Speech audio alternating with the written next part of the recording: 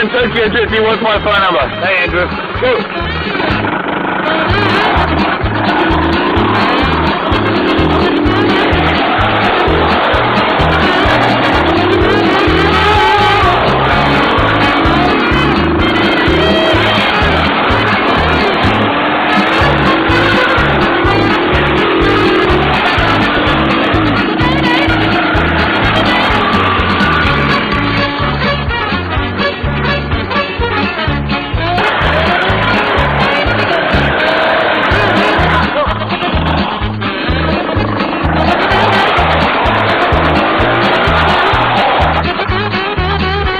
In London when it's fucking -3 degrees.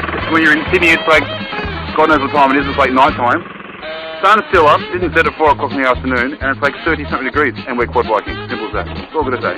Loser.